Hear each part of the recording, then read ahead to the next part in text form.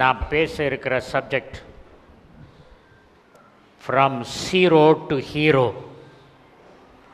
பூஜ்ஜியத்திலிருந்து கதாநாயகனாக மாற்றப்படுதல். Actually the title is royal hero becoming wilderness hero. Wilderness hero is becoming heavenly hero. சொல்ல புரிஞ்சுதா? ரொம்ப நாளைக்கு முந்தி பாபி கானர் ஒரு மெசேஜ் கொடுத்தார், ஜீரோ டு ஹீரோன்னு. அவர் கிதியோனை பற்றி பேசினார். இன்றைக்கி நான் மோசையை பற்றி பேசுகிறேன். நான் சொன்னது தமிழ் எப்படின்னா, அரச கதாநாயகன் வனாந்தரத்து பூஜ்யமானான். வனாந்தரத்து பூஜ்யத்தை கர்த்தர் பரலோக கதாநாயகனாய் மாற்றினார். இது மோசையின் கதை. அவன் பார்வோன் வீட்டில் பார்வோனின் மகனாய் வளர்க்கப்பட்டான். அவ்வளோ ரிச் வெல்த் வளர்க்கப்பட்டான். அவனுக்கு என்ன நடந்ததுன்னு அந்த கதையெல்லாம் சொல்ல டைமில் எனக்கு கரெக்டாக 30 minutes இருக்குது. யாத்திராகமம் 3ஆம் அதிகாரம் 4ஆம் வசனம். அப்பொழுது மோசே, இந்த முட்செடி வெந்து போகாதிருக்கிறது என்ன? நான் கிட்ட போய் இந்த அற்புத காட்சியை பார்ப்பேன் என்றான். அவன் பார்க்கும்படி கிட்ட வருகிறதை கர்த்தர் கண்டார். முட்செடியின் நடுவிலிருந்து தேவன் அவனை நோக்கி, மோசே மோசே என்று கூப்பிட்டார். அவன், இதோ அடியேன் என்றான். அரசவையில் 40 வருஷம் இருந்தான். பார்வோன் வீட்டில் சின்ன பிள்ளையிலேருந்து 40 வருஷம். அதுக்கப்புறம் அங்கே எகிப்தியனை அடிச்சிட்டான். அடித்த உடனே அவன் சொன்னான், இன்னொரு சண்டை சமயத்தில் அந்த எகிப்தியனை அடித்த மாதிரி என்னையும் அடிக்கலான்னு பார்க்குறியா, கொலை பண்ணலான்னு பார்க்குறான்னு சொன்ன உடனே நம்ம குட்டு வெளிப்படுத்திடுச்சின்னு மிதியான் ஓடி வந்துட்டான். அவன் அங்கேருந்து ஓடி வந்துட்டான். ஓடி வந்து ஜெத்ரோட்ட, மாமனார் ஜெத்ரோ, அவர்கிட்ட அவன் வேலை பார்க்குறான்.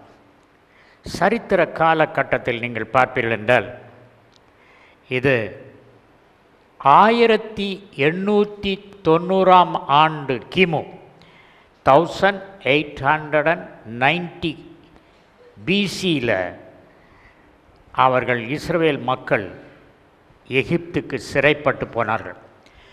400 வருஷம், கிபி 1491 வரைக்கும், about 400 years they were slaves. அந்த 400 வருஷத்தில் ஒரு தீர்க்கதரிசி கிடையாது, ஒரு சொப்பனம் கிடையாது, பரலோகம் அவர்களுக்கு அடைக்கப்பட்டது. 400 வருஷம் சரித்திரத்தில் இருண்ட காலம். 400 years nothing happened. அந்த டைமில் கர்த்தர் முதலாவது ஒரு அற்புதம் செய்கிறார். மோசே இப்போ எங்கே இருக்கான்னு சொன்னால், மாமனார்கிட்ட வேலை பார்க்குறான். அவன் லைஃப் ஸ்டைல் என்னென்னா, காலையில் எழுந்திரிச்ச உடனே பிரேக்ஃபாஸ்ட் சாப்பிடுவான், வீட்டில் லஞ்சை பேக் பண்ணி கொடுத்துருவாங்க, ஒரு கம்பு எடுத்துக்குவான், ஆடு, மாமனார் ஆடை எடுத்துக்குவான், அப்படியே ஆடு மேய்க்க போயிடுவான். ஆடு மேய்க்க போயிட்டு மேய்ச்சிட்டே இருப்பான். அவன் ராஜ அரண்மனையில் எத்தனை வேலைக்காரங்க, எத்தனை சிறப்பு மதிப்பு சாப்பாடு. இப்போ அப்படி இருக்கும்போது ஒரு நாள் ஆடை மேய்ச்சிட்டு கம்பை எடுத்துகிட்டு இருக்கான். அவனுக்கு என்ன வேலைன்னா, சில வேளை தனக்குத்தானே பேசிக்குவான், சில வேளை ஆடுகளோடு பேசுவான். வேறு யார் இருக்கா பேசுகிறதுக்கு? அப்படி இருக்கும்போது ஒரு நாள் என்ன செய்யுதுன்னா, அங்கே ஒரு மரத்தில் தீ எரிஞ்சிக்கிட்டு இருக்கு. அது வனாந்தரத்தில் சாதாரண விஷயம், தீ எறிகிறது. இவன் என்ன செய்கிறான், அதை தீ பார்த்தான், மரத்தில் தீ எரிக்கிறத பார்த்தான், இப்படி போயிட்டுருக்கான். திடீர்னு there is something different. இந்த மரத்தில் தீ எரியுது, ஆனால் கிளைகளெல்லாம் உழலை, சாம்பல் ஆகலை. அது என்னது போய் பார்ப்போன்னு இப்படி போயிட்டு இருந்தவன் நேராக இப்படி அப்படி பார்க்க, அவன் கிட்ட பார்க்கிறதை கர்த்தர் கண்டார். நீங்கள் என்ன செய்கிறீங்கிறத எல்லாத்தையும் ஆண்டவர் பார்க்குறார். ஆண்டவர் பார்க்காம நீங்கள் ஒரு காரியத்தை செய்ய முடியாது. இந்த எண்ணம் மனசில் இருந்ததுன்னா உங்களுக்கு தப்பு செய்கிறதுக்கு வாய்ப்பு இருக்காது. 40 வருஷம் இதே மாதிரி லைஃப் ஸ்டைல். ஆண்டவர் என்ன செய்கிறாரு யோசிச்சு பாருங்க. கடியாரம் பார்க்காம அவங்க செய்கிற வேலையை வச்சு என்ன வேலை செய்கிறாங்கன்னு வச்சே கடியாரத்தில் டைம் சொல்லலாம். நிறைய பேருக்கு வாழ்க்கை அப்படி தான். Mechanised life. We are bound by time. God is not getting our attention. நம்முடைய கவனத்தை ஈர்க்கிறதுக்கு தேவன் சில வேளைகளில் சில காரியத்தை செய்வார். 40 வருஷம் முடிஞ்சு போச்சு. ரொம்ப ஸ்காலர், பட்டிமன்றம் ஏறி பேசக்கூடிய மோசே இப்போ என்ன செய்யிட்டான்? திக்குவாயும் மந்த நாவும். ஏன் 40 வருஷம் ஒய்ஃபோட டைம் பேசக்கூட இல்லை. இவன் போகும்போது ஆடு மேய்ச்சிட்டு ஈவினிங் போகும்போது டயர்டாயிரவும் படுத்துருவான். அதனால் திக்கு வாய் மந்த நாவு ஆகிப்போச்சு. அப்போ ஆண்டவர் கூப்பிட்றார். அவனுக்கு தெரியும், ஆண்டவருக்கு தெரியும், இவனை பேச விட்டு அந்த பார்வோன்ட்ட பேச விட்டு மக்களை இழுக்க வைக்க முடியாது. அதுக்கு பதிலாக என்ன செய்யணும்? இவன் கையில் இருக்கிற கம்பை பயன்படுத்தணும் அப்படின்னு இவனை ஒரு நடிக்க வைக்கணும். நடிக்க வைக்கணும் என்ன? கொஞ்சம் தான் பேசணும், நிறையா என்ன செய்யணும்? ஏதாவது செய்து காட்டணும், நாடகம் போடணும். அப்போ என்ன செய்கிறாரு? அவனுக்கு கொடுத்த அடையாளம், God wants to arrest your attention. ஒரே மாதிரி லைஃப் ஸ்டைலில் போயிட்டுருக்க உங்களை கர்த்தர் ஏதோ ஒன்று செய்து அதை நீங்கள் பார்க்குறீங்களா அப்படின்னு சொல்லிட்டு அவர் கண்ணோட்டமாக இருக்கிறார். அப்போ அந்த மாதிரி when God gets your attention, your life will be changed. தேவன் உங்கள் கவனத்தை ஈர்க்கும் பொழுது என்ன நடக்கும்? உங்கள் வாழ்க்கை மாறும். வாழ்க்கை மாறும்னா சிம்பிளாக இல்லை, தலைகீழாக மாறிடும். சரி, அப்போ அவன்கிட்ட வந்து பேசுகிறார், தேவன் பேசுகிறார். என்ன சொல்கிறாரு? 4ஆம் அதிகாரம் 2ஆம் வசனம். கர்த்தர் அவனை நோக்கி, உன் கையில் இருக்கிறது என்ன என்றார். இதுதான் கர்த்தருடைய ஸ்டைல். கர்த்தர் நம்மகிட்ட பேச ஆரம்பிக்கும் போது முதல்ல என்ன செய்வார்? ஒரு கேள்வி கேட்பார். இப்போ ஆண்டவர் மோசேட்டை கேட்காரு, உன் கையில் இருக்குது என்னன்னு. அவருக்கு தெரியலையா? அவருக்கு கண்ணில் என்னப்பா மோசே கையில் ஏதாவது வச்சிருக்கியா? உன் கையில் இருக்குது என்னது அப்படின்னா கேட்குறாரு. பார்த்துக்கிட்டு இருக்காரு. அவருக்கு சரீர பிரகாரமான கண்கள், ஆவிக்குரிய கண்கள், வேறு என்ன கண்கள்லாம் இருக்கோ தெரியல. 7 கண்கள் சொல்லியிருக்கு பைபிளில். அவ்வளோ பார்த்துட்டு இருக்கும்போது என்ன கேட்குறாரு? உன் கையில் இருக்கிறது என்ன? இதுதான் ஆண்டவர் கேட்குற கேள்வி. அவன் என்ன பதில் சொல்கிறான்? ஒரு கோல் என்றான். ஒரு கோலை கொண்டு அநேக கோல் போட முடியும். இந்த கோல் போதும்பா. வல்லவனுக்கு புல்லும் ஆயுதம். அவன்கிட்ட பேசுகிறார், அவனுக்கு கால் கொடுக்குறார். அவன் சொல்கிறான், இப்போ பேச்செல்லாம் போயிடுச்சு. பழைய காலத்து பேசினேன், பட்டிமன்றெல்லாம் பேசினேன், இப்போ போயிடுச்சு. என்ன சொல்கிறான்? 10ஆம் வசனம். அப்பொழுது மோசே கர்த்தரை நோக்கி, ஆண்டவரே, இதற்கு முன்னாவது தேவரீர் உமது அடியேனோடே பேசினதற்கு பின்னாவது நான் வாக்கு வல்லவன் அல்ல, நான் திக்குவாயும் மந்தனாவும் உள்ளவன் என்றான். திக்குவாயும் மந்த நாவும் உள்ளவன். பெனியின் வந்து திக்குவாயும் மந்த நாவும் உள்ளவன். ஆனால் அவரை கர்த்தர் சுகப்படுத்தி வல்லமையாக பயன்படுத்துகிறார். திக்குவாயும் மந்த நாவும் இருக்குன்னு லேம் எக்ஸ்கியூஸ் யாருன்னு சொன்னீங்கன்னா ஆண்டவரால் அது மாற்ற முடியும். ஆண்டவருக்கு திக்குவாய் சரியான வாயாக மாறும். மந்த நாவு ஞானமுள்ள நாவாக மாறும். ஆகவே அவன் அப்படி சொல்கிறான். அப்போஸ்தலர் நடபடிகள் 7:22 வாசிங்க. மோசே எகிப்தியருடைய சகல சாஸ்திரங்களிலும் கற்பிக்கப்பட்டு வாக்கிலும் செய்கையிலும் வல்லவனானான். வாக்கிலும் செய்கையிலும் வல்லவனானான். வாக்குன்னா ஸ்பீச்சில் வல்லவன், ஸ்பீச்சில் வல்லவனாக எகிப்திலிருந்து பல கலைகளை கற்றவன் இப்போ என்ன சொல்கிறான்? மந்த நாவு. ஆண்டவர் அவனை மந்த நாவை ஆக்கினாதான் அதுக்கப்புறம் நல்ல நாவாக மாற்ற முடியும், அவனை பயன்படுத்த முடியும். அவனுக்கு ஒரு துணை கேட்குறான். அவனுடைய அண்ணன் பேர் ஆரோன். அவனை என்ன செய்கிறான்? அண்ணனை தம்பிக்கு அசிஸ்டண்ட்டாக போடுறார் ஆண்டவர். நான் அண்ணன், நான் லீடராக இருக்கேன், நீ எனக்கு அசிஸ்டண்ட்டா இருடான்னு சொல்லலை. அவன் சரி இருக்கிறான், ஆண்டவர் சொல்லிட்டார்ல அப்படின்னு. மோசே தம்பி, ஆரோன் அண்ணன். ஆண்டவர் மோசேயினுடைய மூளையையும் அவனுடைய இருதயத்தையும் ஆரோனுடைய நாக்கையும் பயன்படுத்த போகிறார். 2 தான் ஆண்டவர் அனுப்புவார். சீசரில் 2 அனுப்புனார். 2 சாட்சியினால் ஒரு சத்தியம் நிறுவப்படும். 2 அனுப்புவார். ஆகவே இப்போ உன் கையில் இருக்கிறது என்ன அப்படின்னாரு? கோல்னா. அதை என்ன சொன்னார்? அதை தரையிலே போடு என்றார். அவன் அதை தரையிலே போட்டபோது அது சர்ப்பமாயிற்று. மோசே அதற்கு விலகி ஓடினான். அது தரையிலே போட்டபோது அது சர்ப்பமாயிட்டு. ஐ saw that. அந்த ராடை போட்டோன்னே அது பாம்பா மாறுது. The molecular structure of the rod is changed into molecular structure of the snake. Every object in this world is made up of atoms, electrons, protons, neutrons. நம்ம மாலிகுலர் ஸ்ட்ரக்சரில் ஆண்டவரால் மாற்ற முடியும். ஒரு கோலை பாம்பாய் மாற்ற முடியும், பாம்பையும் கோலாய் மாற்ற முடியும். இருக்கிறவைகளை இல்லாததை போல் அழைக்க முடியும், இல்லாததை இருக்கிறதை போல் அழைக்க முடியும். இது ஆண்டவருக்கு மாத்திரம் இல்லை, இது நமக்கும் தான். நம்ம அவருடைய பிள்ளைகள். அப்பொழுது கர்த்தர் மோசேயை நோக்கி, உன் கையை நீட்டி அதன் வாலை பிடி என்றார். நான் ஹைஸ்கூல் படிக்கும்போது தாம்பரணி ஆற்றில் வெள்ளம் வந்ததுன்னா பாம்பு வரும். அப்போ எங்களுக்கெல்லாம் பையங்களுக்கு விளையாட்டு பாம்பு பிடிக்கிறது. எப்படி பாம்பு பிடிக்கணும்னு சொல்லி கொடுத்தா, பாம்பு ஓடும்போது தலையை பிடிக்கணும்.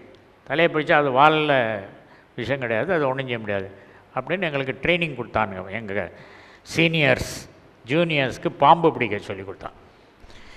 இப்போ எப்படி பிடிக்கணும்னு சொன்னாங்க? தலையை பிடிச்சி தூக்கணும் அப்படின்னா. இங்கே ஆண்டவர் சொல்ல, மோசைக்கும் அது தெரியும். வனாந்தரத்தில் 40 வருஷம் இருந்தால் அது தெரியாமல் இருக்க முடியாது. அவருக்கும் தெரியும் பாம்பை எப்படி பிடிக்கணும்னு. இங்கே ஆண்டவர் என்ன சொல்கிறாரு? வாலைப்பிடி. கர்த்தருக்குள் அன்பானவர்களே, தலையை பிடிக்க வேண்டிய பாம்பை வாழைப்பிடின்னு ஆண்டவர் சொல்வார். ஆண்டவர் உங்களை ஊழியத்துக்கு அழைச்சிட்டா மூளையை கலத்தி சேரில் வச்சுருங்க. ஏன்னா அவர் சொல்கிறது நமக்கு புரியாது. லாஜிக்காக நம்ம அனலைஸ் பண்ணால், இல்லை ஆண்டவரே நாங்கள்லாம் இது வரைக்கும் பாம்பை தலையை தான் பிடிச்சிருக்கோம், வாழைப்பிடின்னு சொன்னீங்கன்னா அது கடிச்சிட போகுது, அதெல்லாம் சொல்ல வாழைப்பிடின்னு. ஏன்னா அவன் கோலை இப்படி பிடிச்சிருந்தான், ஆடு மேய்ச்சான். ஆண்டவர் அந்த கோலை தலை மாற்றிப்படி, நீ இப்போ ஆடு மேய்க்க போகிறதில்ல, உன் வேலையை ப்ரொமோஷன் பண்ணிட்டேன். அதனால் இப்படி பிடிச்சிருந்தேன்னா ஆடு கீழ்ப்படியும், அப்படி பிடிச்சிருந்தேன்னா எது வேணாலும் கீழ்ப்படியும். சரியா? ஆடு மாத்திரம் கீழ்ப்படுகிற கோலை கொண்டு எல்லாத்தையும் கீழ்ப்படிய செய்யும்படி தேவன் மாற்றினார். ஆண்டவர் ஒரு சென்டென்ஸ் சொன்னார், for Moses it is the rod, for you it is the word. மோசேக்கு கோல், உனக்கு வேதம். For Moses it was rod, for you the word of God. அதனால் இந்த வேர்ட் ஆஃப் காடை வச்சு நீங்கள் என்ன வேணால் செய்யலாம். அதில் அப்படி தான் சொல்லியிருக்கோம். வாழைப்பிடிங்க மாதிரி தான் நிறையா சென்டென்ஸ் நீங்கள் பார்ப்பீங்க. ஆண்டவரே இது எப்படி நடக்கும் அப்படின்னு நீங்கள் நினைக்கலாம். எல்லாரையும் பாம்பு கடிக்குது. தேவன் என்ன சொல்கிறாரு? வெங்கலத்தில் ஒரு பாம்பை செய்து ஒரு கம்பில் வை, பார்த்தவன்லாம் பிழைப்பான். இது என்னது? ஏதாவது ஒரு மருந்து கொடுத்து இந்த தண்ணியை குடி, பாம்பு கடிச்சதுன்னா சரியாகும்னு சொன்னால் நமக்கு விளங்குது. ஒரு கோலில் ஒரு பாம்பை வச்சுட்டு பாரு, நோக்கி பார் பிழைப்பாய் அப்படின்னு போர்டு போட்டுருக்கு. அது எப்படி? அதுதான் ஆண்டவர். Don't analyse the word of God. The secret of supernatural miracle is because I don't analyse. ஸ்டேஜில் ஏறினோடனே I am tune to God. ரேடியோவில் ஸ்டேஷனை டியூன் பண்ணுறீங்களே, அது மாதிரி ஐம் டியூன் டு காட். அதுக்கப்புறம் என்னாச்சு? மறுபடியும் molecular structure of snake is change to a rod. தேவனால் எதையும் எதையாக மாற்ற முடியும். தண்ணீரை திராட்சரசமாக மாற்ற முடியும். 5 அப்பம் 2 மீனை 5000 அப்பத்துக்கு மேலே மாற்ற முடியும். தேவனால் கூடாது ஒன்றுமில்லை. இப்போ நான் ஒன்று கேட்குறேன், தேவனால் கூடாது ஒன்றுமில்லை என்று நம்புறீங்களா? நம்புகிறோம். ஏன் நம்புறீங்க? அது பைபிளில் எழுதியிருக்கிறதுனால நம்புகிறோம்.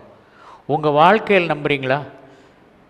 அது எப்படி தேவனால் கூடாது ஒன்றுமில்லை, 2-3 காரியங்கள் கூடலை எனக்கு, பைபிள் எழுதியிருக்கிறால் நம்புகிறோம். But practically we are not believing. I tell you honestly, ரொம்ப நாள் நான் பிலீவ் பண்ணல. யாரும் கேட்டால் பிலீவ் பண்ணுறேன்னு உங்களை மாதிரி தலையாட்டினேன். ஆனால் உன் வாழ்க்கையில் பிலீவ் பண்ணுறியா அப்படின்னு ஆண்டவர் கேட்டார். என் வாழ்க்கையில் பிலீவ் பண்ணோம். நான் கேட்ட நல்ல காரியங்கள் பல இதுக்கு வரல, எப்படி பிலீவ் பண்ணுறது அப்படின்னு. ஆனால் இது நடக்கலைன்னு நீங்கள் நினச்சதுனால வரல. இருபுறமும் கருக்குள்ள பட்டயம் ஆண்டவருடைய வார்த்தை. தேவனுடைய பட்டயம் கிதியோனின் பட்டயம் என்று சொல்லப்பட்டிருக்கிறது. ஆண்டவருடைய வசனத்தை நாம் விசுவாசிக்கும் பொழுது வசனத்தில் உள்ள வாக்குத்தத்தங்கள் நமக்கு சொந்தமாகின்றன. கர்த்தரின் பட்டயம் கிதியோனின் பட்டயம். கர்த்தரின் பட்டயமாகிய வேதம் நான் விசுவாசிக்கும் பொழுது, அதில் சொல்லப்பட்ட வாக்குத்தத்தங்களை சுதந்திரிக்கும் பொழுது அது விக்டர் ஞானராஜின் பட்டயமாக மாறுகிறது. கர்த்தரின் பட்டயம் உங்கள் பட்டயமாக மாறும் பொழுது அற்புதங்கள் நடைபெறும். எனக்கு பிரசங்கம் பண்ண முடியாதுன்னு ஒரு காலத்தில் நினச்சிட்டேன், மகட்டையே கொடுத்துட்டேன்.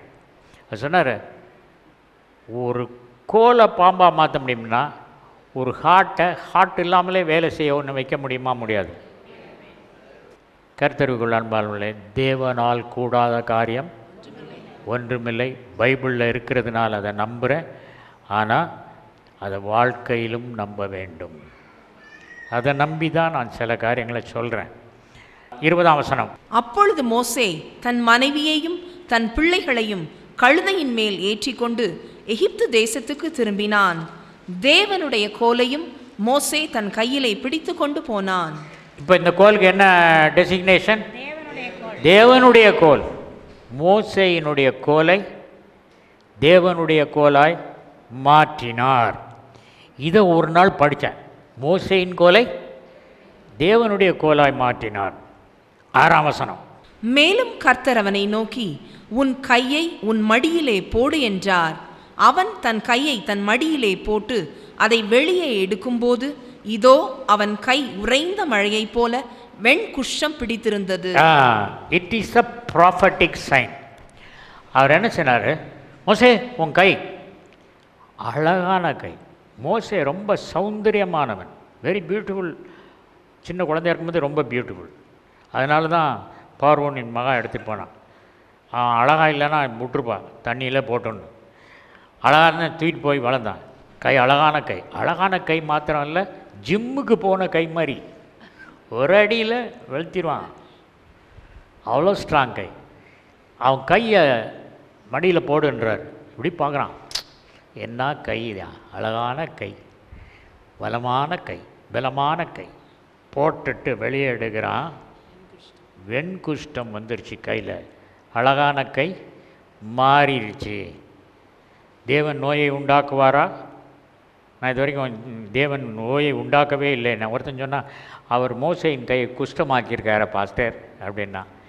ஏன் ஆக்கினார் தெரியுமா? அது ஸ்பிரிச்சுவல் சிக்னிஃபிகன்ஸ். நீ உன் இருதயத்திலிருந்து பொல்லாத சிந்தனை எடுத்து இந்த கையை வச்சு கொன்று இருக்க. அதனால தான் இங்கே இருக்க. உன் கையே குஷ்டரோகமான கை. இப்போ நான் உன்னைய அங்கே போக சொல்கிறேன் எகிப்துக்கு, ஆனால் உன்னை கொல்ல தேடினவர்கள் எல்லாம் செத்து போனார்கள். நீ இந்த கையை வச்சு ஒரு எகிப்தியனை அடித்ததை மறந்துரு. இப்போ இந்த கை எப்படி மாறிடுச்சு? இப்பொழுது மறுபடியும் போடு. அவர் உன் கையை திரும்பவும் உன் மடியிலே போடு என்றார். அவன் தன் கையை திரும்ப தன் மடியிலே போட்டு தன் மடியிலிருந்து அதை வெளியே எடுத்தபோது அது திரும்ப அவனுடைய மற்ற சதையை போலாயிற்று. வெளியே எடுத்த போது மற்ற கை மாறியாச்சு. அப்போ என்ன அர்த்தம்? நீ பழைய கையோட போகிறதில்லப்பா. பழைய கை ஆட்களை அடித்து கொள்கிற கை, புதிய கை கோல் பிடிக்கிற கை. இந்த கோல் பிடிக்கிற கை அற்புதம் செய்ய போகிற கை. மாற்றிட்டேன், உன் கையை மாற்றிட்டேன். கையின் கிரியைகளை வர்த்திக்க பண்ணும் தேவன், கையை மாற்றுற தேவன். கரங்களை, இந்த கரம் சினிமாவுக்கு பாட்டு எழுதணும், ரேடியோவுக்கு நாடகம் எழுதணும், 110 நாடகம் எழுதி ரெக்கார்ட் பண்ணிடு. அந்த கையை இப்போ அபிஷேகம் பண்ணதுக்கு பயன்படுத்துகிறார். கையை மாற்றிட்டார் ஆண்டவர். ஆண்டவர் உங்கள் கையையும் மாற்றுவார். நீங்கள் கேட்கணும், கரங்களை மாற்றுவார். கையை வச்சு தான் நம்ம வேலை செய்யணும். அடுத்த அடையாளம் 9ஆம் வசனம். இவ்விரண்டு அடையாளங்களையும் அவர்கள் நம்பாமலும் உன் வாக்குக்கு செவி கொடுக்காமலும் இருப்பார்களானால் அப்பொழுது நீ நதியின் தண்ணீரை மொண்டு நிலத்தில் ஊற்றுவாயாக. நதியில் மொண்ட தண்ணீர் வெட்டாந்தரையிலே இரத்தமாகும் என்றார். ஆண்டவர் தண்ணீர் H2O, no colour, no smell, no life.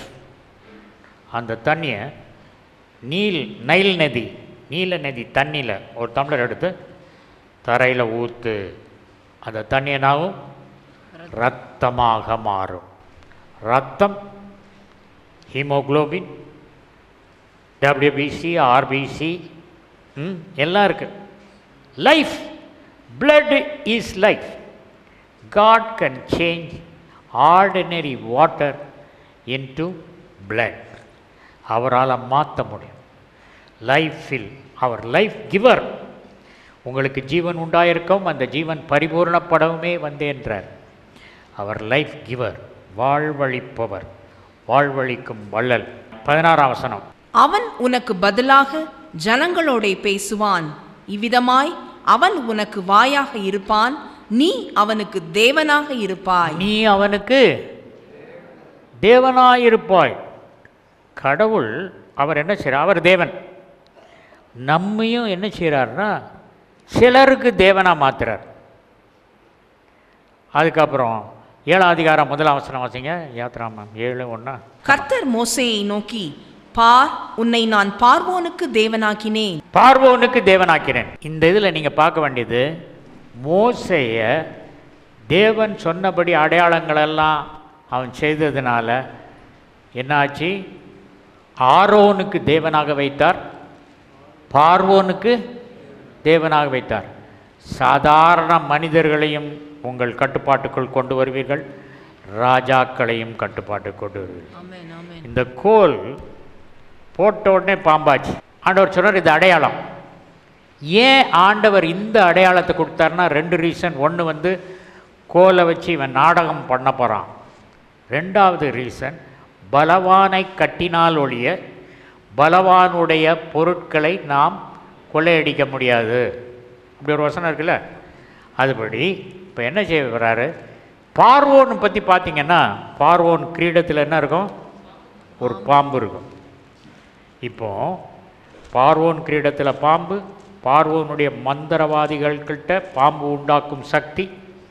யன்னே யம்ரே, 2 மந்திரவாதிகள் பார்வோன், யன்னே யம்ரே. அந்த யன்னே யம்ரே மாதிரி இவன் போட்டான், கோல் பாம்பாயிடுச்சு. அப்போ பார்வோன் பார்த்தான், ஏய் நம்ம மேஜிஷியன்ஸ் வாங்கப்பா. அவங்க 2 பேரும் தாத்தா, 2 பேரும் கோல் வச்சுட்டு ஊனிட்டு வராங்க. கீழே போடுங்கன்னார். நாங்கள் கோல் ஊனி தான் வரோம், கீழே போட்டோம்னா திரும்பி போகிறோம், கோலை எடுத்துக்கலான்னு நினச்சிக்கிட்டு 2 பேரும் போடுறாங்க. இந்த கோல் அந்த கோலை விழுங்கியது. இப்போ பார்வோன் கோல், பார்வோனுடைய மந்திரவாதிகள் கோல் எங்கே இருக்குது? தேவனுடைய கோலுக்கு உள்ளே இருக்கு. அந்த மந்திரவாதிகளின் கோல் எங்கே இருக்கு? தேவனுடைய கோலுக்கு உள்ளே இருக்கு. சிலர்லாம் சொல்கிறாங்க விச் கிராஃப்ட் வச்சுட்டாங்க பாஸ்டர், நல்லா ஒளிஞ்சு இருந்தால் ஒளியம் போயிடுச்சு. அப்போ என்ன அர்த்தம் ஆகுதுன்னா, மோசேயின் கோலை மந்திரவாதிகள் கோல் விழுங்கிருச்சின்னு ஆச்சு. அப்படி தானே? ஆடவர் என்ன சொல்கிறார்? விச்சு கிராஃப்டை, நச்சு கிராஃப்டை எடுத்துடா அப்படின்னு. ஜெபத்தினால, இயேசுவின் நாமத்தினால், வல்லமையினால் பிசாசை துரத்த முடியும். சில சமயத்தில் பிசாசு போகாத காரணம் என்னென்னா, அவங்க சிலரை மன்னிக்க மாட்டாங்க. அது ஒன்று. ரெண்டாவது, சில பாவத்தை உடலை இன்னும் செய்திருக்காங்க. அதனால் கர்த்தர் நமக்கு மந்திரவாதிகளின் சக்திகளை விழுங்குவதற்கான வல்லமை கொடுத்திருக்கிறார். அவர் எப்பவுமே அந்த கோலை மறக்கலை. செங்கடலுக்கு முன்னால் நிற்கிறாங்க. ஆண்டவர் சொல்கிறாரு, அந்த கோலை உயர்த்தி பிடி. அவன் கேட்குறான், இந்த கோலை நான் எவ்வளோ நாள் வச்சுருக்கேன், இதை உயர்த்தி பிடிச்சா என்ன நடக்க போகுது சொன்னார். அவனுக்கு பயம், உயர்த்தி பிடினா அது பாம்பாயிடுச்சுன்னா என்ன செய்யுது. ஆனால் உயர்த்தி பிடிச்ச போது அது செங்கடலை பிளந்தது. கர்த்தருக்குள் அன்பானவர்களே, ஒரு கோல் எகிப்தில் உள்ள 10 தெய்வங்களை கேலி பண்ணும் அற்புதங்களை செய்தது என்று பார்க்கிறோம். As the rod of Moses the word of God. அதனால் இந்த வேர்ட் ஆஃப் காட் மோசேயின் கோல் செய்ததை விட பன்மடங்கு அற்புதங்களை செய்யும் ஆற்றல் இது இருக்கிறது. I call it textbook of science, wonders and miracles. Another name for Bible is textbook of science, wonders and miracles. ஆனா சொன்னார், இந்த வசனத்தை நீ இதை ப்ரீச் பண்ணனா அந்த ப்ரீச்சிங்கில் சயின்ஸ், ஒண்டர்ஸ் அண்ட் மிரக்கிள்ஸ் இருக்கும்.